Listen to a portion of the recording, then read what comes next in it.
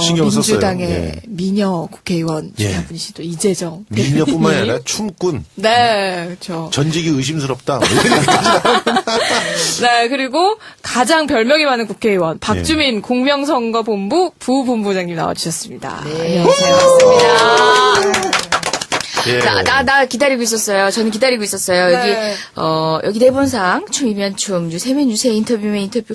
이제 뭐 못하는 게 없다. 이렇게 얘기해서 제가 이제 첫 인사말을 준비하고 있었거든요. 정말 제가 한번 해드릴게요. 한번 해봐요. 지금, 한번 해봐요. 준비하고 있을게요. 네. 춤이면 춤, 유세면 유세, 인터뷰면 인터뷰. 이제는 문재인 후보의 정책을 파는 쇼핑 호스트 역할까지 정말 못하는 게 없으신 분입니다. 국민주권선대위 이재정 대변인 나오셨습니다. 나의 한계는 어디까지인가. 안녕하세요. 이지정입니다. 이렇게 하려고 했거든요. 뽕해 드리려고 했는데 박주민하고 막 섞어서가. 섞어서 지금 기분 나쁘신 네. 거예요. 아니, 기분이 나쁠 수밖에 없는 게, 이재정 의원님은 제일 먼저 와가지고 세상에 여기 테이블을 정리하고 계셨어요. 그쵸. 마이크 방송 위치 환경을 조정하고. 맑게 만들기 저희보다 위해서. 일찍 오셔서. 근데 박주민 의원님은, 지각을 하셨잖아요. 5분 정도 지각을 했는데 정말 네. 죄송하게 생각합니다. 좋은 방송을 위해서. 야, 요런 식으로 딱. 네.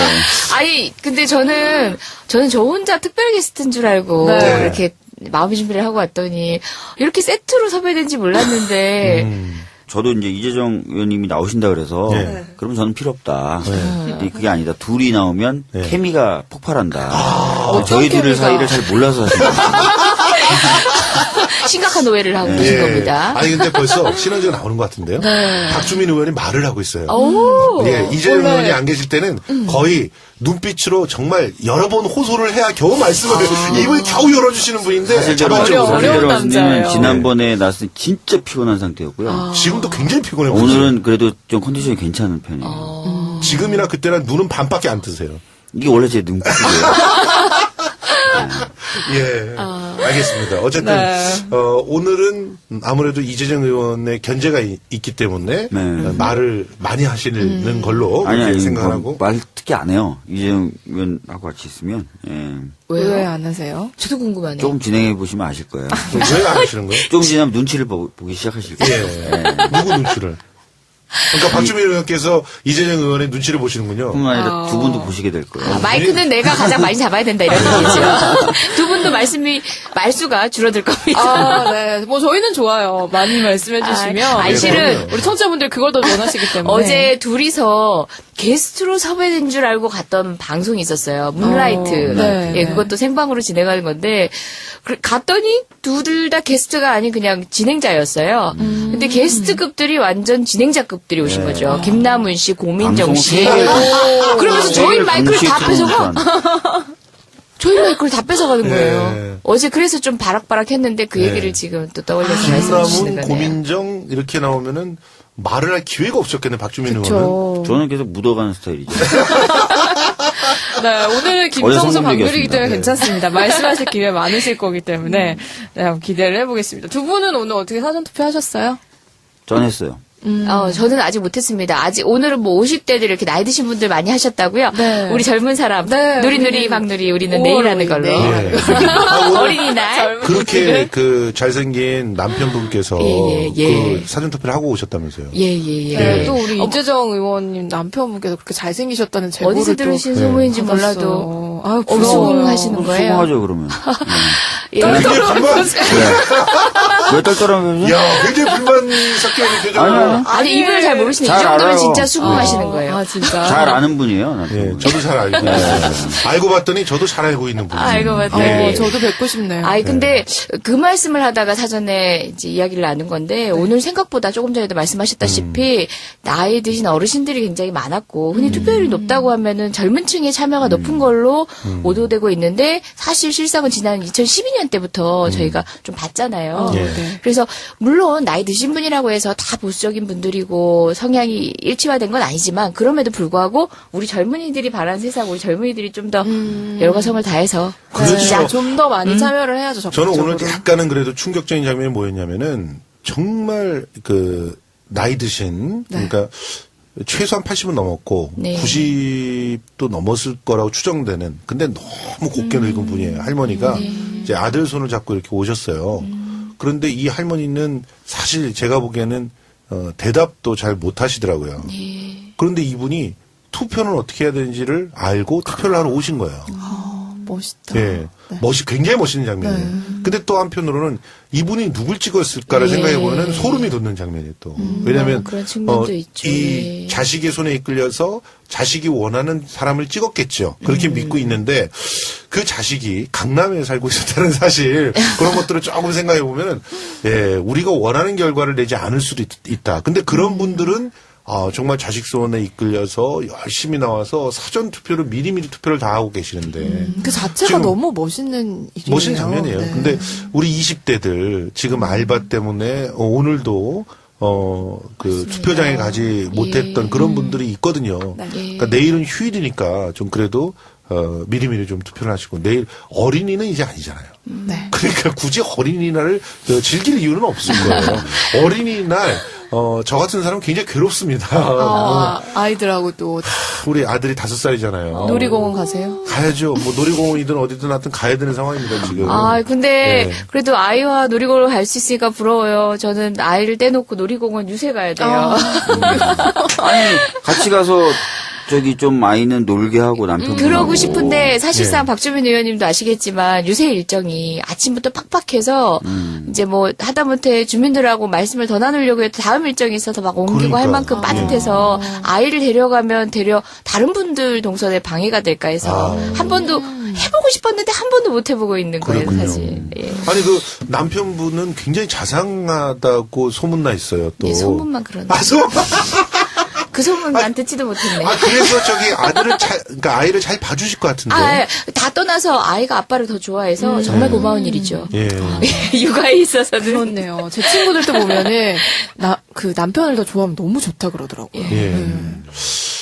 저도 저를 더 좋아하는 거라고 생각하고 있는데, 근데 아들은 어떻게 생각할지 모르겠어요. 아들은 제일 오늘은 장난치기 훨씬 더 아빠가 더 좋다고 생각할 수 예. 있겠죠. 그러니까 저한테 계속 매달리고 그리고 여기 나올 때도 탁 나와가지고 우리는 인사만 한 5분 걸려요, 진짜. 애가 뭐 아빠 방송 잘해, 화이팅, 뭐 어쩌고 하다가 귀여워. 뽀뽀해줘, 하이파이브 이게 하나씩 늘어나 매일매일. 아유, 행복한 얘기하고 계시네요. 그렇습니다. 근데 그러네요. 박주민 의원님 어떠세요? 지금 유세에 다니다 보면은 의외로 선거권 없는 중학생들이나 초등학생들이 선거에 대해서 관심 가지고 문재인 많아요. 후보에 대해서 얘기한 경우가 굉장히 많아요. 그래요? 오늘 저희 예. 동네는 제가 이제 자전거 타고 지나다니면서 보니까 갑자기 막 노래를 부르는 거예요. 우리 선거송을. 그러더니 선거송. 고등학생들이 때로 지나가면서 노래를 부르고 지나가더라고요. 근데 그렇게 관심이 많은데 정작 그분들은 투표권이 없죠. 그럼에도 불구하고 저는 이제 자기가 그 대전에서 유세를 하는데 세종시에서 달려온 중학생이 있었어요. 그래서 옆에서 이제 다른 운동원분들이 중학생이야? 이러면서 언뜻 보기에는 뭐 대학생 같아 보이기도 하잖아요. 요새는 네, 워낙 그쵸. 발육이 발육이 좋다 좋아서. 보니까. 근데 중학생이 투표권이 없네 그랬더니 제가요 우리 엄마 아빠한테 문재인 후보 안 찍으면요 시험 망쳐버릴 거라고 얘기했어요. 이러는 거예요. 그런 친구도 야, 있어요. 그런 귀엽다, 친구도. 귀여워. 야. 그런 친구도 있어요. 근데 저는 그 친구가 곧 장래의 유권자가 되고 예. 정치에 관심을 가지고 있고 또 그 아이의 미래를 본인 스스로 얘기하면 투표권이 있는 부모가 영향을 받을 수 있거든요. 전 그래서 어린 유권자도 굉장히 신경 쓰는 편이에요. 그래야죠. 예. 아니 그런데 박주민 의원은 신촌 유세에서의 연설이 굉장히 화제가 됐던데. 양말 안 갈아신었다. 네. 예. 오늘은 어떻게 갈아 신으셨어요? 갈아 신죠. 예. 사실 그 뒤로 양말을 꼬박꼬박 갈아 신고 있고요. 제 트위터나 페이스북에 양말을 사주고 싶다. 그런 분들이 양말 많아가지고. 협찬 많이 네, 받으시겠네요. 그래서 제가 됐다. 양말은 굉장히 많습니다. 그리고 받을 수가 없습니다. 이렇게 예. 생각하고 있어요. 그럼 뭐 받고 싶은 거 며칠째 안 갈아입고 있다 이렇게 말씀드리면 되는 건가? 가발? 가발도 빨았어요. 엊그저께 빨았습니다. 예. 요것도 진짜 이 탈모인들의 고통을 너무 콕 찍어서 얘기를 하신다, 진짜. 그러네요. 아무튼 네. 하여튼 저는 유세의 연설이 이렇게 사람들이 입에 오르내리고 또 그것 때문에 내가 저 남자의 양말을 좀 사주고 싶다. 이런 마음을 들게 하는 것들이 굉장히 중요하다고 생각합니다. 근데 하여튼 한 2, 3일 그때 연설 이후로 2, 3일째 만나는 사람마다 양말은 갈아 신느냐 그래서 예. 참 이게 대답하기도 그렇고 매번 갈아 신는데. 저는 감동적인 게 이제 이분의 뭐 양말 얘기도 뭐 얼마나 감동적인지는 잘 모르겠지만 좀 냄새난 얘기인데 감동으로 승화시켜준 여러분들이 더 대단하시고요. 이분의 말씀 중에 우리 박주민 의원님 말씀 중에 가장 인상적이었던 거는 문재인 대통령 만들어서 우리가 부려먹자. 예. 그 말이 되게 와닿았어요. 예. 우리가 경외감만 가지고 정말 저 높은 곳에 올려놓는 지도자가 아니라 그렇죠. 정말 부려먹을 수 있는 자세가 돼 있는 예. 지도자 아닙니까? 예. 그 얘기가 굉장히 또 인상적이었고 또 하나는 강훈식 의원님이 그 진행을 하시면서 집회 말미에 그러니까 문재인도 연호하고 막 모든 것을 이제 클라이막스로 끌어올렸잖아요. 마지막에 그러시는 거예요. 우리 이런 집회를 위해 가지고 고생해 주신 이 주변 상점분들을 위해서 여러분들 그냥 가지 마시고 식사도 하시고 쇼핑도 하시고 그래 주실 거죠? 그러니까 다들 신촌? 예 하는 거예요. 김광진은. 김광진. 제일 처음이 김광진. 강훈식 아, 그래요? 의원님이세요. 김광진은 신촌에서 그렇게 예, 해서 그래서 굉장히 좋은 아이디어라고. 강훈식 의원님의 그 아이디어를 김관진 의원님이 아. 벤치마킹을 하신 거예요. 그 벤치마킹, 원조가 그런 건 뭐 벤치마킹 많이 해야죠. 김광진 의원이 좀 훌륭했어요. 많이 베끼는구나. 그분 제주 있어요. 아니 그것도 제주예요. 예. 예. 강원식 의원은 제가 또 좀 압니다. 참 결이 고운 그 의원이에요. 예. 참 고생도 많이 했는데 엉뚱한 그런 또 그 일종의 선거 끝나고 나서 정치 공세가 있어가지고 고생 많이 했는데 아무튼 이 젊은 의원들이 너무 참 든든합니다. 사실. 근데 정말 부려먹을 수 있는 거예요? 그럼요. 확실해요? 아니, 지금 보면은 광화문에서 일하겠다고 후보는 자꾸 얘기하는데 거기에 대해서 지금 경호 문제. 경호 문제 네. 이거를 지금 태클을 거는 분이 있는데 그래도 계속 고집을 하고 계셔서 그 부분에 대해서 지금 어떻게 할 것인지 지금 고민이 좀 많다고 그러더라고요. 아니 두 분이 다 그러신 것 같아요. 저는 김정숙 여사님을 몇 번 이제 모시고 다녀본 적이 있는데 그분도 당선이 돼서도 이렇게 경호 문제 이렇게 신경 쓰지 않고 주민들하고 전면을 넓힐 수 있으면 얼마나 좋을까 이런 말씀을 하시더라고요. 네. 지금은 유세 현장에서 최소 경호만 받으시면서 거의 뭐 이제 스킨십으로 기꺼이 하시니까 네. 그 말씀을 하시더라고요. 맞아요. 사실은 이제 경호라고 하는 것은 덕망이 경호입니다. 예. 내가 정말 사랑하는 지도자다라고 하는 그런 마음이 국민들한테 있으면 그거는 엄청난 경호력이 발동이 되는 건데. 굉장히 훌륭하신 말씀입니다. 예. 네. 감동이에요. 근데 실제로는 덕이 없으니까 막 2중, 3중으로 경호를 하고 뭐 어쨌든 우리 그 문재인 후보는 약속을 잘 지켜서 정말 우리가 마음껏 부려먹는 그런 저 대통령이 좀 되었으면 좋겠다는 생각이 들고요. 아 근데 이건 꼭 얘기를 해야 될 것 같은데 이거 투표용지 예. 이 부분에 대해서 지금 오늘 우리 그 청취자께서도 엄청나요. 민주당이 뭐 굉장히 공식적으로 많은데. 대응하는 거 왜 안 하느냐. 이게 용지가 두 개다. 그러니까 그렇죠. 용지 버전이 두 개인데 네. 이 제1 버전은 그 후보자들의 이름들이 다 붙어 있는 그런 용지가 붙어 있는 있었고 거. 그리고 저는 오늘 다 떨어져 있는 거에 받았거든요. 저도 떨어져 있는 거 받았어요. 그리고 제가 이제 좀 많이 기다리고 있었으니까 또 근데 키는 좀 큰 편이라서 다 보이잖아요. 어떤 용지들이 나오는지. 네. 근데 앞에서 나오는 용지가 다 일률적으로 떨어져 있는 용지들만 인쇄가 돼서 나왔거든요. 근데 그 시스템 괜찮더라. 그러니까 가서 신분증을 딱 집어넣고 이 지문을 딱 찍으면 그제서야 이 투표용지하고 봉투가 딱 발행이 되는 거예요. 그러니까 봉투에 이렇게 붙일 수 있는 것하고 투표용지하고 이렇게 나란히 이렇게 발행이 되더라고요. 스티커로. 그러니까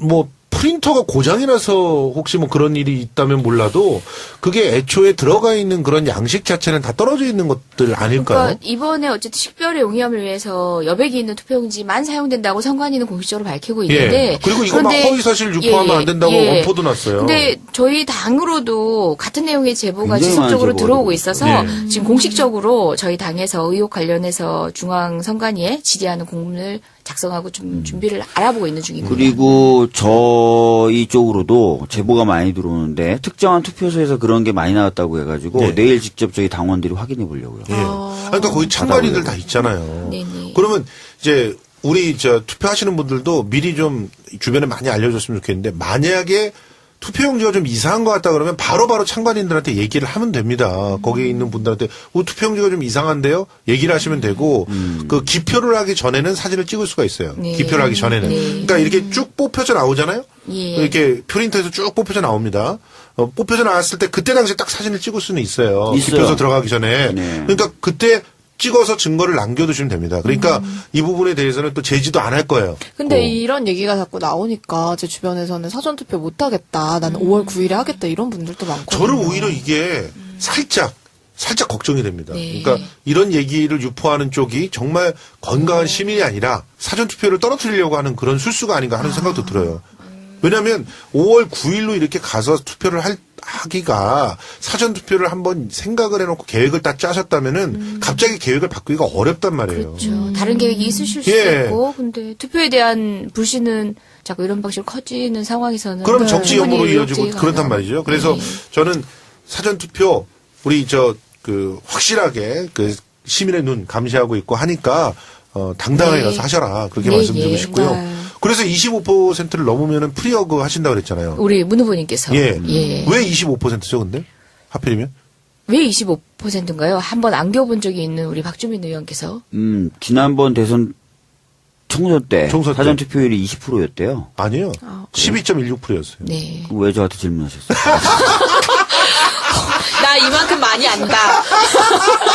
사람 바보 만드신 거예요? 그걸 물으려고 하는 게 여러분은 지금 아니잖아요. 박주민 의원이 버럭하는 장면을 보셨습니다. 그걸 보려고 하는 게 이 정도면 아니라 화 많이 나신 거예요. 총선 때보다 2배 나오고 두 배. 25% 정도 나오면 최종 투표율 예상이 80이 네. 넘죠. 80이 넘을 수 예. 있어요. 80에 가깝거나 80이 넘을 수 있어요. 그러니까 그거를 좀 했으면 좋겠다. 왜냐하면 지난번에 대선 때도 투표율은 높게 나왔었는데 좀 네. 더 높게 나왔으면 결과가 맞아요. 바뀔 수도 있었다 이런 얘기가 맞아요. 있었거든요. 맞습니다. 예. 네, 그래서 그때 당시에 특히나 60대 이상은 거의 다 나왔다고 볼 수 있을 만큼의 투표율 88%인가를 보였잖아요. 89%인가. 불가능한 거의 수치였어요. 그분들은. 거의 불가능에 가까운 네, 불가능에 가까운 수치인데 그런 수치를 보였는데 우리 20, 30대들이 이제 그거에 못 미쳤던 그런 면들이 있으니까 투표율을 더 끌어올리면 자연스럽게 20, 30대들이 더 많이 투표할 수 있게 되지 않겠느냐 이런 생각인 것 같아요. 그래서 이번에 사전 투표율도 꼭 25% 넘기고 네. 네, 당일에도 지난번 대선보다 더 많은 표율이 나오기를 기대하면서 네. 네, 저희가 또 근데 약간 불안한 게 이제 인천공항이 인천공항 F존에 이제 투표소가 있는데 네네.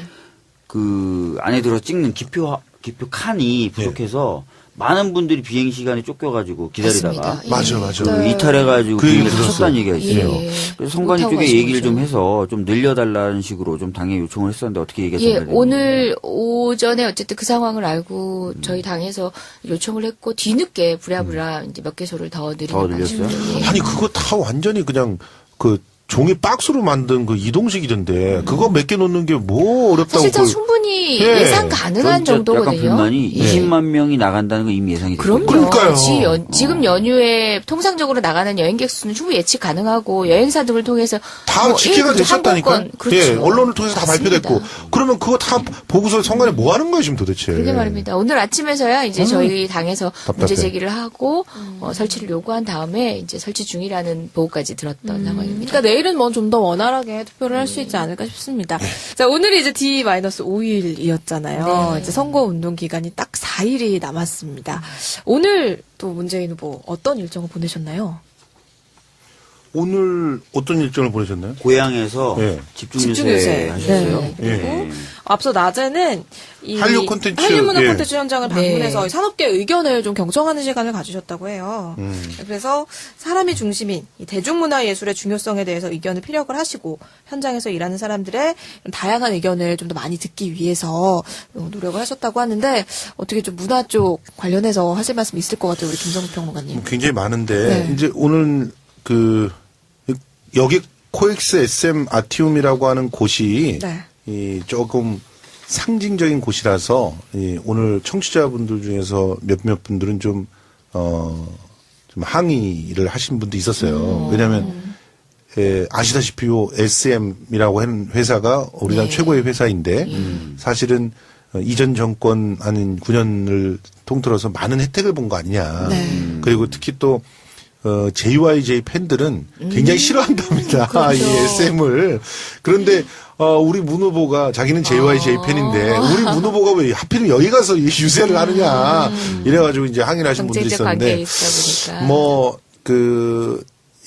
저는 이제 기본적으로 문 후보가 그 공간을 갖다가 이렇게 선택을 하는 데 있어서 그런 문제를 다 일일이 따지다 보면은 가서 할 수 있는 데가 없어요. 그러니까 이제 그런 부분보다는 실질적으로 우리들의 한류 콘텐츠들이 어떻게 새로운 전기를 만들어낼 수 있을 것인가 이 부분에 대해서 나름대로의 대안과 또 과감한 그런 약속들이 있었다고 한다면 그것이 굉장히 앞으로 JYJ 문제 같은 것도 해결할 수 있는 그런 과감한 그런 예. 선택들이 되지 않을까 그런 생각들을 좀 했습니다.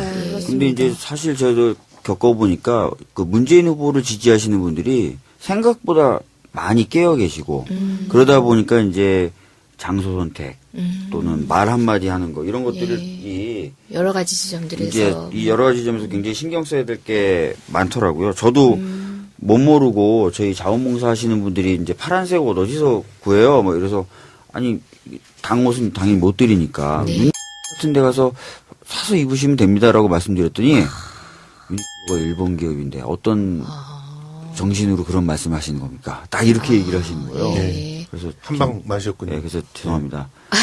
이렇게 얘기했었죠. 그럼 어떻게 근데 또 이 당 공식 팟캐스트에서 윤을 디스하신 거예요 또. 어머 그렇게 되나? 어려워. 자 그러면 생방 편집해주세요. 이 삐- 생방 삐 말고 처리해주세요. 이제 나중에는 삐리리리 이걸로 삐 예. 처리해주세요. 예. 아니 저는 이게 생방이에요? 나 지금 생방이에요. 그리고 지금 박주민 의원 네이버에서 써주세요. 네이버 실검에 계속 오르고 계세요. 어머, 어머, 어머. 이미. 네. 네. 아니, 이거 왜 그런 거죠? 모르겠어요. 또? 이게 JTBC 지금 JTBC 잡스에 네. 지금 나오고 있는 상황이라서 그래서 그래요. 지금 저희 게시판에 지금 박주민 의원님 실검 올라오고 우와. 있다고 계속 거기서 얘기가 뭘로 나오신 나오네요. 거예요? 변호사로 나오신 거예요? 아니면 네, 국회의원으로 나오신 거예요? 이번에 변호사 편이었는데 예. 변호사도 나 같은 사람도 있다. 변호사가 됐다고 다 꽃길 걷는 거 아니다. 이런 걸 보여주려고. 나가서 변호사에 대해서만 얘기했습니다. 근데 이게 생방인지 모르는데 그럼 삐 처리도 안 되는 거예요? 네, 안 돼요. 일단 오늘 지금 생방을 들으시는 분들께는 어쩔 수 없이 그 회사는 다 노출이 되는 거죠. 이분 이제 그 유땡 예. 땡로 근데 그거 제가- 때문에 예. 이제 앞으로 발언 못한다? 그거만 계속 신경 쓰여. 어떡하지? 제가 한 게 아니라 이제 그렇게 말씀하시는 분이 계셨다. 계셨다. 네. 여기 있잖아요. 그러니까 의원님 생각이 아니다는 거죠. 근데 뭐 오셨던 분의 사실은 생각이 이제 있다. 저도 예. 유땡땡 기업에 대해서 좀 자세히 좀 한번 알아보긴 알아봐야 되겠다 이런 예. 생각 들었어요. 사실 많이 알아봐야 됩니다. 그래서 알고 그렇다고 해서 또 그것만으로 또 어떤 불이익을 준다는 것도 그렇지만 실제로는 좀 다양하게 고민의 거리를 갖다 좀 던지고 공유할 필요는 있을 거라고 네. 생각하는데 이번에 그 한류 문화 콘텐츠 거기 산업계에서 여러 가지 얘기들 했는데 꼭 필요한 얘기들이 꽤 있었어요. 그 중에서 제일 저는 눈여겨볼 만한 게 제작 환경 좀 어떻게 좀 바꿔달라. 진짜 제작 환경은 열악하죠. 아, 진짜 힘듭니다. 지금, 조연출, 이렇게, 맞아요. 복사당하는 거, 그런 것들. 지금 특정한 회사에서 이제 PD라고 이렇게 이름표를 달 정도면 그래도 굉장히 열심히 노력을 해서 그 자리까지 올라간 거거든요. 근데 가서 막 이상한 허드렛 일하고 남들 자르는 거나 대신해서 자르고 그러다가 가혹한 노동에 대해서 반항을 했더니 왕따 당하고 그러다가 이제 뭐 유명을 달리하는 이런 일들이 벌어지는 그런 일들은 좀 안 만들었으면 좋겠고. 아니 예술을 하면 가난한 게 당연시 취급되는 사회인데 그렇다고 해서 예술을 해서 뭐 떵떵거리면서 뭔가를 누리라는 것이 아니라 우리 사회에서 없어서는 안 되는 중요한 일들을 사실상 자본주의에 떠맡겨 놔가지고는 아무것도 그분의 생활을 보장해 줄 수 없다면 국가가 메워줘야 하는 공백들이 있잖아요. 그래서 저희 이제 문재인 후보님께서는 그런 부분에 대해서 여러 가지 말씀들을 여러 가지로 예. 말씀하셨습니다. 그래서 실업급여제도. 맞습니다. 실업급여도 여러 그렇고 가지 표준계약서도 보장제도. 그렇고 예. 이런 것들이 좀 확실하게 좀 시스템으로 갖춰져야 될 것 같다고 생각이 들어요. 그리고 또 가장 예술계가 반가워하는 공약 중에 하나가 블랙리스트를 없애겠다. 예. 그런 거 절대 안 하겠다. 예.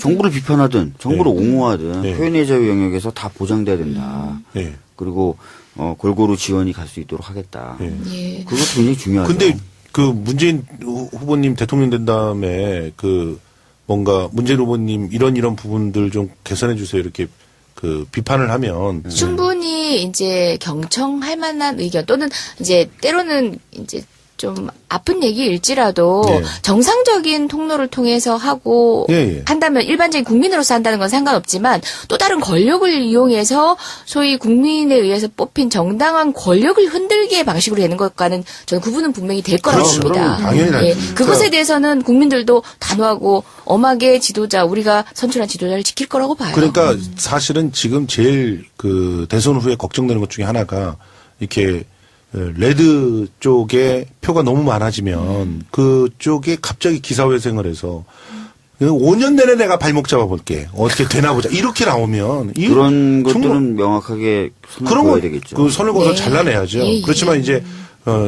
지지하는 사람들이 이런 걸 좀 고쳐줬으면 좋겠다라고 얘기하는 건전한 얘기들, 그리고 또 연예인들이 나와가지고 풍자하는 것들, 뭐 이런 것들은 좀. 근데 지금도 그런 것에 대해서 문제 제기하시진 않잖아요. 그렇죠. 예.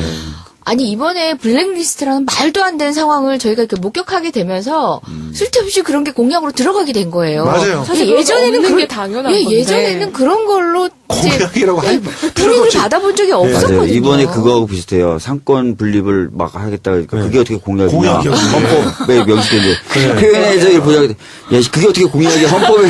이게 원래 이렇게 돼야 되는 건데. 아 그렇죠. 당연하죠. 그게 어떻게 공약이야 해도 되는데 왜 의원님 욕하시려고 그래요? 아니 그리고 진짜 웃긴 것 중에 하나. 야이삐리리 아니 그러지 않았어요. 또 어떤 거요? 이런 식의 가짜 뉴스. 야 이거 잠깐만. 제가 뭐 욕했나요? 야이삐리리 이렇게 오늘 얘기하는 야이비리가 뭐예요?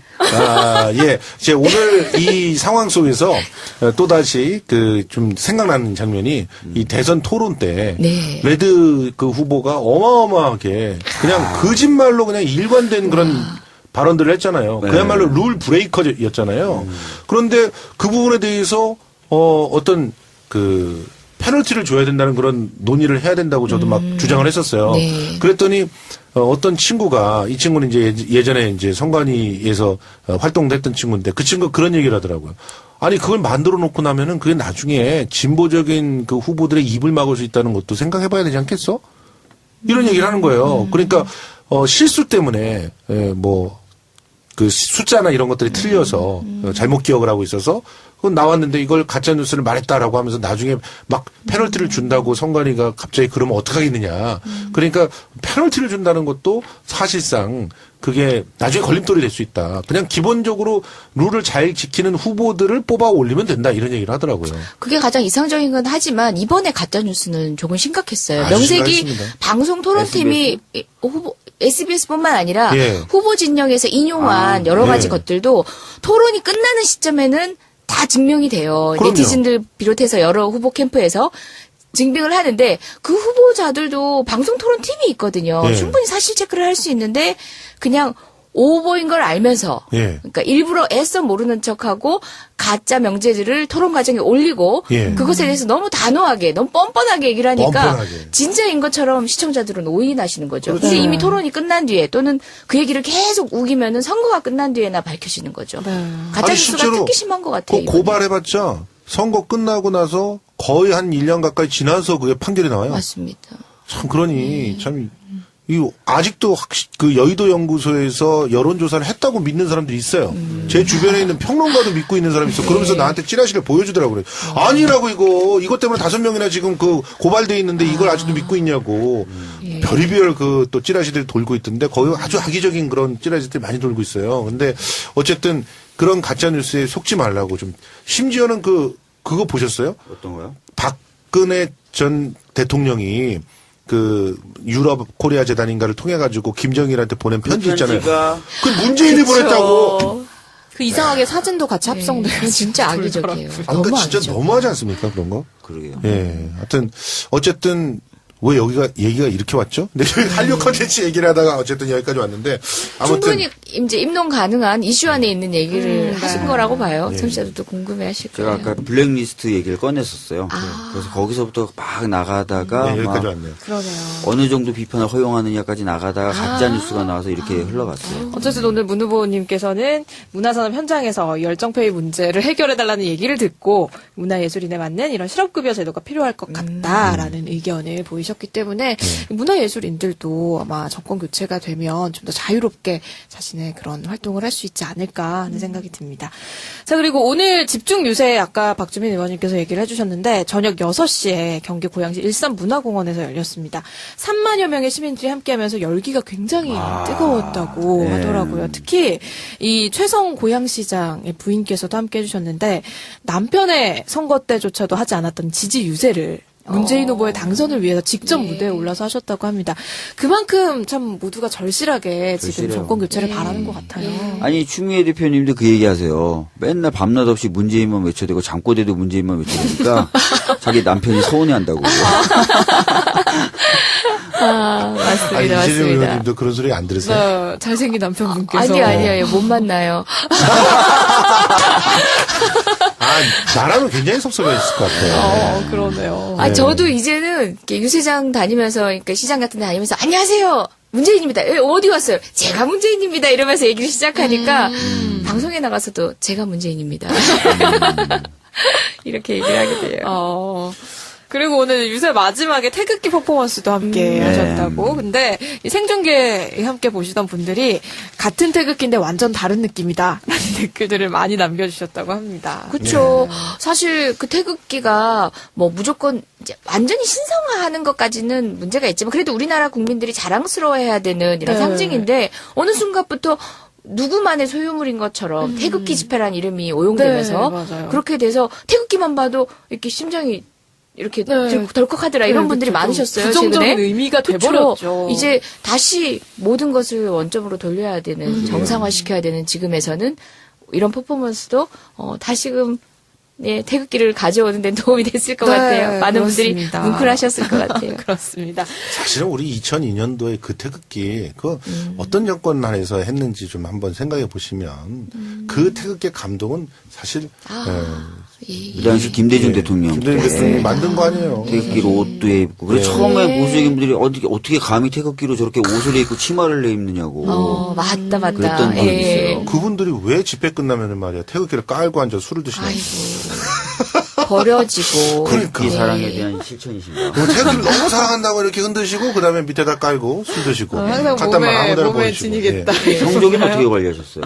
모르겠어요. 성적이는 그거 한 차마 번 좀 그렇게 못했을걸요. 봐야 될것 같은데. 이스라엘 국기하고. 그러네요. 네, 이렇게 오늘 문재인 후보의 일정에 대해서 함께 얘기를 나눠봤습니다. 자, 그리고 내 삶을 바꾸는 정권교체 정책 시리즈 발표가 있었다고 하는데요. 오늘은 서민에게 온정이 흐르는 사법을 만들어 가겠습니다. 라는 제목으로 민생 사법 정책이 발표가 됐다고 합니다.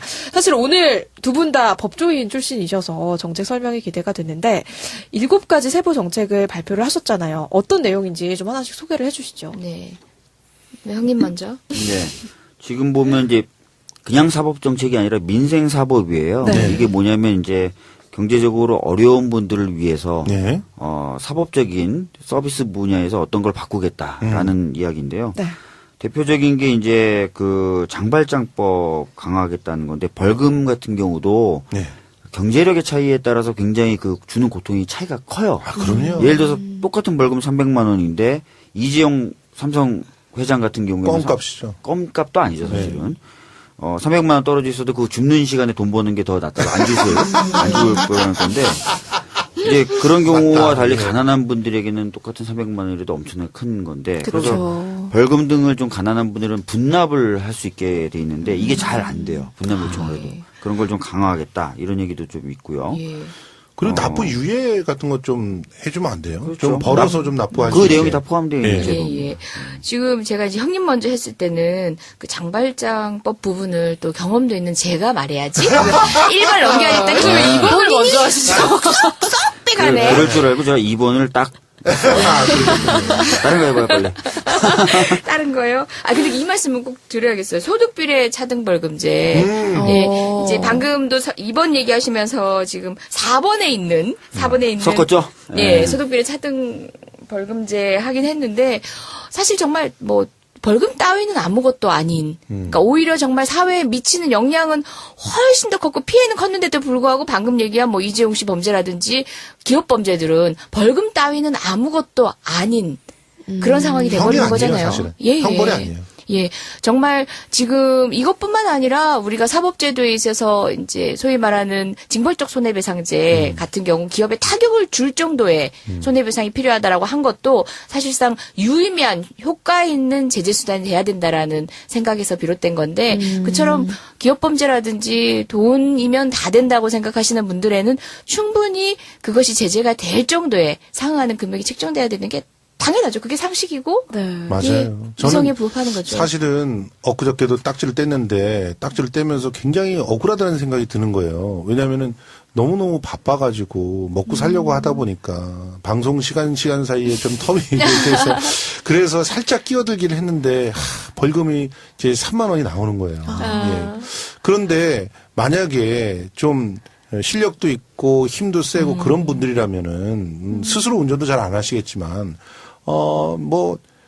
이런 거에 걸리지도 않을 거라고 생각이 들어요. 왜냐하면 회의 시간 늦죠. 그러면 되잖아요. 그렇죠. 그렇잖아요. 예. 박주민 의원님은 힘이 없기 때문에 우리 방송 시간을 늦추지 못하잖아요. 그런데 만약에 정말 이 방송이 우리 민주당의 방송이 아니라 무슨 사설 어떤 회사에 속해 있는 그런 방송이다 그러면은 회장이 나온다 그러면 전화 한 통해가지고 늦출 수도 있잖아요. 그러니까 설마 그 정도까지 하시겠어요? 그러니까 어쨌든 그런 어떤 동일하게 누구에게나 공평하게 벌금을 매긴다, 벌칙금을 매긴다. 이게 사실은 어떨 때는 굉장히 가혹한, 누구한테는 굉장히 가혹한 그런 게 될 수 있다는 사실을 좀, 이 두 가지 약속에는 좀 인식을 하고 있는 것 같아서 너무 좋습니다. 예. 그리고 저는 또 눈에 들어왔던 게 저소득계층에 대한 소송구제 대폭 확대 부분이거든요. 이거 좋아요. 예. 저희 법률구조공단이 있어요. 근데 이제 요건이 까다롭다 보니까 실질적인 법률적 조력을 받기가 어렵기도 합니다. 일상적으로 생길 수 있는 법률 분쟁에서도 도움이 필요하지만 저는 이런 경우도 상당히 문제였다고 생각하는 게 소위 경제적 자력이 되시는 분들이 법대로 해 하고 넘겨버리면 이 경제적 자력이 없는 분들은 그야말로 이제 카오스에 빠지게 되는 거예요. 예, 맞습니다. 법이 상식적이지 않거나 불공평해서도 문제이겠지만 그것보다 앞서서 법대로 가야 되는 그 과정에 들어가는 비용이 만만치 않기 때문에 예. 자포자기하고 포기해버리는 거죠. 그래서 일부러 막 소송을 막 걸잖아요. 맞습니다. 강정마을 예, 소송만 강정마을도 해도 그랬고요. 그런 방식이고요. 노동자들을 옥죄일 때도 물론 그거는 이제 결과도 공정성에 어긋나는 그 결과로 결국은 노동자들을 힘들게 한 거지만 나중에 무죄가 된다든지 예를 들어서 형사소송을 제기를 해서 그 절차 안에 계류시켰는데 무죄가 된다 하더라도 이긴 게 안 되는 그런 그렇죠. 상황을 만들어내는 결국은 거죠. 그냥 변호사비로 다 모든 게 날라가고 나서 돼야 되는 그런 상황이. 그러니까 그 쌍용 해고 노동자한테도 한번 그런 얘기를 들은 적이 있었는데 우리는 지금 벌금을 2중 3중으로 내고 있어요. 그런 얘기를 하시더라고요. 그렇죠. 그러니까 벌금은 벌금대로 쌓여 막. 못 낸다고 해서 또 또 쌓인다? 그런데 거기다 대고 또 소송까지 막 들어와가지고 여기저기서 다 소송을 해버리니까 심지어 경찰까지 소송을 막 해버리니까 이분들은 그거 변호사비 충당하고 일어나고 허리가 휘는 거예요. 그래서 많은 국민들이 좀 도와주고 했지만 결국 관심에서 또 멀어지게 되면은 그 모든 것은 다 고스란히 그들의 몫으로 남아진 이런 구조를 좀 바꿔주신다고 하니까 좀 기대를 해보겠습니다. 그런데 이거 형사 공공 변호인 제도 있잖아요. 여기서 이제 또 수사 실명제도 도입해가지고 피의자하고 피고인의 인권을 신장시키겠다. 이 부분도 저는 굉장히 괜찮은 것 같아요. 이 좀 설명을 해주세요. 근데 좀 말이 어렵잖아요. 형사 공공 변호인제 그리고 수사 실명제. 네네. 지금 형사 공공 변호인제는 이제 국선 변호사하고 좀 달라요. 그러니까요. 수사 초기부터 좀 도와줄 수 있는 변호사를 얘기하고요. 퍼블릭 디펜더라는 이름으로 다른 나라에서는 불리기도 합니다. 그러니까 국가에서 변호사를 고용을 지원을 해주고 그 변호사들이 수사 초기부터 옆에서 조력을 해주도록 돼 있어요. 일본 같은 경우에 이런 제도가 마련되어 있는데요. 웬만한 경찰서 옆에는 다 그 퍼블릭 디펜더 사무실이 있어요. 그래서 경찰서에 소환되거나 갑자기 체포되거나 하면은 부르면은 그 사람 도와주죠. 그럼 민변이 조금 할 일이 없으신가요? 민변이 조금 할 일이 없으신가요? 아니 사실 일본에서도 이게 이제 변호사회가 먼저 이 제도를 변호사회에 돈을 들여서 했어요. 너무 좋으니까 호응이 있다 보니까 이제 국가에서 도입된 건데 민변도 사실은 이런 제도가 도입되면 나쁠 게 없어요.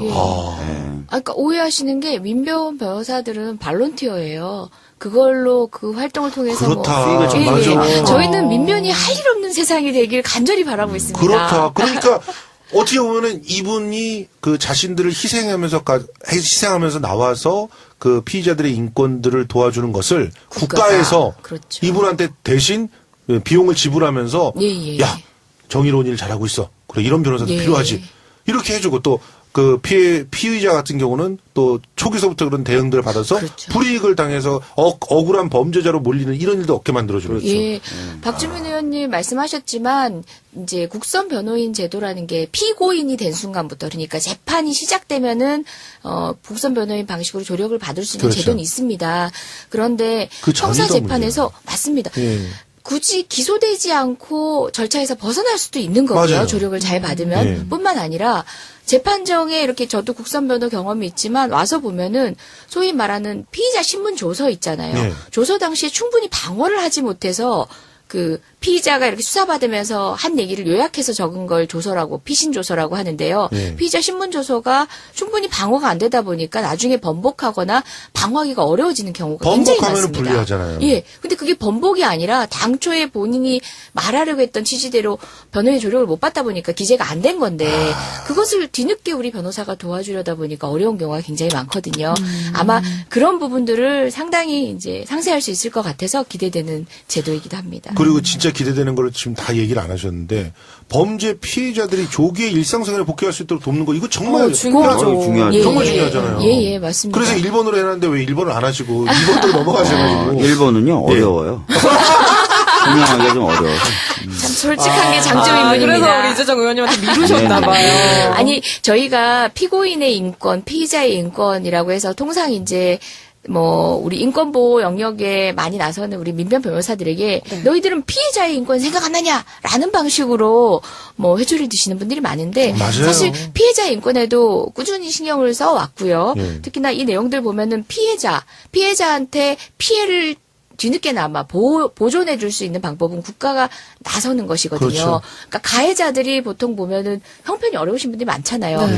손해배상 소송을 해봤자 피해를 전부해 줄 만한 자력이 없는 분들도 많거든요. 맞아요. 그럴 때 국가가 조력을 해주도록, 그러니까 국가가 먼저 그 피해를 보존해 주도록 한 제도가 지금 있어요. 근데 예. 현실화할 필요가 있어요. 맞아요. 너무 그 형식적이에요. 보상 기준이 낮거든요. 구조금이 너무 그 산정 기준이 너무 낮게 돼 있다 보니까 큰 도움을 못 받아요. 예. 그래서 이런 것들 좀 현실화하면은 범죄 피해자가 범죄를 당했다는 이유로 네. 사회에서 이제 나락에 떨어져 버리는 네. 그런 일이 없어지겠죠. 뿐만 사실은 예. 범죄 피해를 안 받게 사전에 예방하는 것도 국가의 역할이거든요. 그렇죠. 맞습니다. 국가가 역할을 못한 부분이 잘못해서 있어서. 피해를 입었는데 그렇죠. 피해자가 피해를 당한 것도 서러운데 그 피해로 회복이 안 인해서 입은 손해가 회복이 안 되는 거예요. 몸이 다쳤다든가 이런 걸 필요해서. 최근에 저희 지역에서도 어떤 예. 젊은이가 술을 먹고 방화를 해가지고 빌라의 많은 부분이 불탄 경우가 있는데 그 청년은 또 자력이 없어요. 예. 없겠죠. 네, 그러니까 예. 그 청년을 손해배상 청구라든 뭘 하든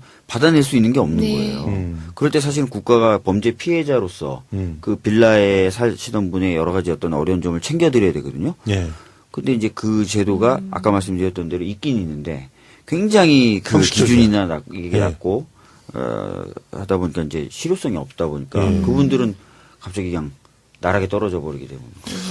저는 특히나 그 성폭력 피해자들, 예. 그 여성들, 그다음에 아동 폭력의 희생자들, 아이들 같은 경우는 사실은 몇십 년을 그 피해를 갖다 복구를 해야 되는 상황들이 네. 만들어지잖아요. 그런데 그런 부분들이 제대로 이루어지지 않는 그런 상황들 예. 이번에 좀 확실하게 좀 개선을 했으면 좋겠습니다. 뿐만 아니라 그러니까 피해자인데도 불구하고 재판 과정을 통해서 다시 한번 그러니까 피해를 입는 경우가 있어요. 예. 그러니까 재판 과정에서 맞아요. 특히 성폭행 피해자들 같은 경우는 저희가 법적 제도적으로 마련해 놓긴 했지만 그건 역시도 좀 불충분하다 보니까 다시금 상처를 상기시켜야 되고 또 가해자와 온연한 분리가 안 되다 보니까 2차 피해를 받게 되는 경우가 많은데요. 그 부분에 대해서도 좀 섬세하게 사법제도를 설계하겠다는 공약도 하고 계십니다. 그러니까 법이 굉장히 어렵고 나에게는 어떻게 이걸 어떻게 도움을 받아야 되나 진짜 구름 위에 있는 것처럼 느껴지는 게 아니라 정말 항상 내 생활 속에서 언제나 내가 도움을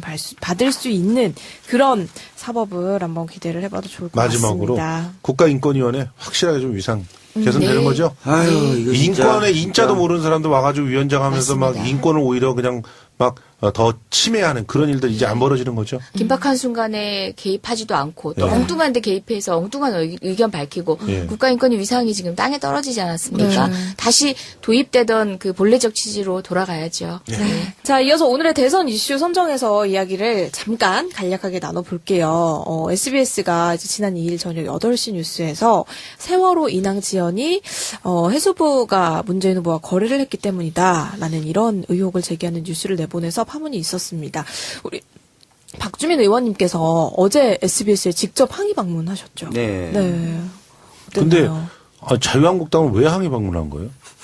나 진짜 이해가 안 되더라고. 저는 아마 잘 모르겠는데 그 보도 삭제했다고 그런 건가요? 네. 보도 삭제했다고 항의 방문한 게 아니라 자기네들 말로는 이제 민경욱 대변인이 와가지고 네. 그런 해명을 하더라고요. 왜냐하면 항의 방문을 한 상태에서 언론노조 SBS 본부가 들어가가지고 당신네들이 무슨 이유로 항의를 하냐고, 피해 당사자도 아니고 그리고 당신네들이야말로 언론을 탄압하고 있는 그런 사람들이지 않느냐. 실제로 홍준표 후보 유세 때 뭐라고 얘기했느냐. 그런데 없애버리는 그런 언론사에 와가지고 지금 뭐 하고 있는 거냐, 뭐 이런 식으로 얘기를 하니까 하는 말이 우리도 피해자라는 거예요. 그래서 뭔 피해자냐 당신네들이. 그러니까 그 SBS 보도를 자유한국당과 국민의당이 SBS에게 거래를 해서 만들었다고 이렇게 주장되고 있기 때문에 그런 얘기가 나오게 된 빌미를 제공한 게 SBS여서 우리가 피해자래. 이런 논리를 도대체 어떻게 이해를 할 수 있을까요? 근데 그나마 그 정도 논리는 합리적으로 또 받아들일 수도 있을 네. 것 같아요. 왜냐하면 그런 의혹도 또 있을 수 있잖아요. 그러니까 핵심이 어디인가, 왜 이런 보도가 가능했냐, 아니, 그럼- 윗선이 어디인가. 오히려 저는 그게 더 뻔뻔한 거죠. 아니, 문재인 대통령 후보 측에서 결국 압력을 행사해가지고 SBS가 기사를 삭제했다. 라고 하는 게 지금 국민의당 입장이지 않습니까? 심지어 국민의당은 방송사가 삭제한 그 방송을 선거 유세차에다 계속 오늘 들고 다녔어요. 한두 군데가 아닙니다. 전 최근에 국민의당 행태를 보면서 처음에는 아쉽다에다가 지금 안타깝다가 아니라 화가 나요. 그래도 예전에 새정치로서 국민의 기대를 그렇게 한몫에 봤던 당인데 이 정도로까지 지금 새누리당 후신하고 규합을 해서 똑같은 네. 입장을 취하고 있는 건 전 좀 충격이었어요. 일단 SBS의 그 해명에 대해서는 박 의원님은 뭐 그 어떤 납득이 되시는 건가요? SBS가 어제 8시 뉴스에서 해명한 바는 뭐 실수다예요, 핵심은. 네. 근데 이제 저희들이 봤을 때는 실수라고 보기에는 좀 안 맞는 부분이 있죠. 예. 그리고 오늘 해수부가 이제 2시에 발표한 바에 따라도 예. 사실상 7급 공무원, 예. 3호봉, 예. 그리고 인양과 관련된 어떤 결정할 역할도 아니고 중요한 역할도 아닌 사람. 심지어는 그 해당 공무원이 본인 입으로 예. 악의적으로 편집된 것 같다, 자기 예. 이야기가. 이렇게 얘기했고, 특히 4월 10며칠에 인터뷰한 내용을 지금까지 갖고 있다가 선거 6일 앞두고 갑자기 단독이라는 표제로 보도를 한 거죠. 또 아까 말씀드렸던 거대로 그 공무원의 이야기대로라면 자기 말을 왜곡해서. 그렇기 때문에 이거는 실수다라고 그런데 보기 어렵다는 그 거죠. 조울성 기자는 저도 쭉 찾아봤는데 기사들이 다 좋더라고요. 다른 기사들. 그래서 사실은 이게 뭐 조울성 기자 혼자만의 작품이 아니라 예.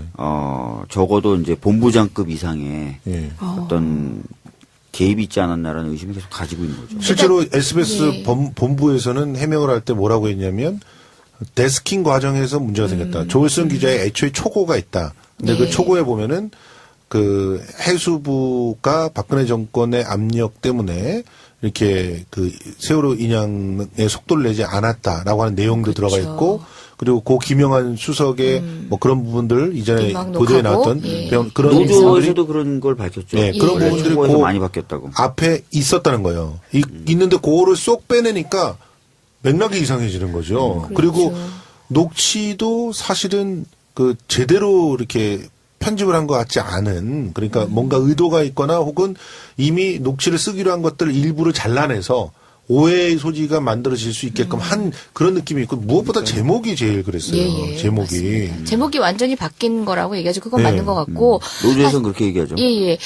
그리고 그 기자 입장에서는 이제 해수부의 행태를 초점을 비판하려고 맞춰서 했던 비판하려고 했다. 저는 그 부분까지는 사실 그러니까 좀 맥락을 성이 보면 그래요. 가거든요. 예. 그 해수부 공무원들이 정권 눈치 보느라고 그 질질 끌어놨다가 이제 새로운 정권이 들어오려니까 거기에 줄대고 맞추려고 했다. 이런 식의 기분. 쭉 그 전 정권의 눈치를 보고 계속 지연시키다가 어. 새 정권이 들어서려고 하니까 이제서야 이제서 비로소 갑자기 속도를 낸다. 속도를 내면서 이 공무원들 뭐 하는 짓이냐. 그렇죠. 이 얘기를 하려고 했다는 했는데 거예요. 갑자기 이제 기사가 나온 거는 뭐 데스크의 잘못이라고 얘기는 하지만 결과적으로 이상한 그러니까요. 부분으로 그렇죠. 나와버렸죠. 지금 그러니까 지지율이 가장 높은 우리 문재인 후보 측과의 커넥션이 있는 것처럼 얘기를 했는데 사실 그냥 역사적 사실만 놓고 보더라도 그간 인양을 못했다는 점에 초점이 맞춰져야 맞는 거 아닙니까? 그렇죠. 네. 그러니까 이거는 왜곡된 기사를 다 그대로 고지고대로 두고 보더라도 그걸 선회한다 손 치더라도 이거는 문제가 있는 기사죠. 네, 예. 그리고 이제 이거 제목부터 잘못됐죠. 예. 문재인 후보에 대한 영향을 떠나서 이런 보도는 세월호 유가족들에게도 다시 상처죠. 한번 정말 큰 상처입니다. 상처를 주는 예. 게 아니, 아닐까 그래서 실제로 제가 이제 여러 차례 얘기했지만 가족분들이 이제 몇몇 분들이 쓰신 페이스북 글을 보면은 네. 그중에 한 분은 이런 행태에 대해서 구역질이 난다. 언제까지 이렇게 할 거냐라는 글을 쓰셨어요. 그래서 저렇게 분노스러운데 안타까운 건 아까 말씀하셨던 것처럼 사실 지금까지 세월호 문제에 있어서는 저희 당이나 국민의당이나 정의당이 다 보조를 맞춰서 같이 왔거든요. 하나도 흐트러진 전열을 보여준 적이 없었어요. 근데 갑자기 이번 선거 들어와서 네. 이 문제를 저렇게 하시는 거 보니까 참 답답하다. 아니 박지원 대표도 지금 이 얘기를 SBS 기사가 상당히 신빙성이 있는 양 얘기를 하면서 민주당 공격하는데 활용하고 계시고요. 국민의당 그 차에 활용할 정도로 파일을 돌리고 있다는 사실은 전 너무 그게 충격적이에요. 이상하잖아요. 원래 국민의당하고 저희는 힘을 합쳐서 탄핵을 한 세력이고 그러니까요. 국민의당도 박근혜 대통령이 있어서 세월호 문제가 안 풀리고 있다, 인양도 지연되고 있다, 같이 얘기했던 주장하고 싸웠던 세력들인데 네. 그리고 지금 레이니 7세 님이 이제 지금 제보를 해주셨는데 한국당이 그 SBS 갔다 와서 해수부 증언이 팩트도 밝혀졌다면 뉴스가 내려진 배경을 밝히겠다 이런 식으로 성명을 냈다는 거네요. 그러니까 이 사람들은 거기 가서는 그런 식으로 애둘러서 그 도망가고 노조가 이렇게 하니까 실제로는 기사 내린 거 삭제한 거에 대해서 항의하러 간 거가 맞네요. 예, 그 부분에 대해서는 예. 홍준표부터 계속 거론하고 있고요. 예. 정말 나쁜 사람들입니다. 네, 예. 아직도 가족품으로 돌아오지 못한 9분의 미수습자가 있잖아요. 예. 그 가족분들은 정말 지금도 하루하루 지옥 같은 날을 보내고 있을 텐데, 참, 국민을 위해서 대통령이 되겠다라는 분들이 이런, 어떻게 보면 좀 폐륜적인 그런 행태 더 이상은 좀 안 봤으면 좋겠네요. 네. 네, 이렇게 지금까지 SBS의 대선 개입 보도 관련해서 저희가 간략하게 얘기를 나눠봤습니다. 그래서 내일 이제 후보님 일정을 알아보기 전에 저희가 내일 그 사전투표 하루가 더 남았잖아요. 우리 청취자분들에게 왜 우리가 내일 꼭 사전투표를 해야 하는지 이재정 의원님께서 좀 당부의 말씀 한마디만 해주시죠. 예, 뭐 말씀하신 것처럼 아직 9일의 투표도 남긴 했지만요. 네. 또 징검다리 연휴도 있고 다른 일정들 때문에 부득이하게 이제 먼저 하셔야 되는데 만약 미뤄놨다가는 또 일정이 어떻게 됐는지 그쵸. 될지도 모르고 네. 또 우리가 지금 선거를 새로운 대한민국을 만드는 축제처럼 즐기고 있지 않습니까? 오늘 내일 양일간 이루어지는 이 사전투표 역시도 축제장으로 만들어봤으면 좋겠어요. 우리 젊은 친구들 이제 저를 비롯해서 우리 박누리 아나운서 같은 네. 젊은 친구들 새벽에 안 나잖아요.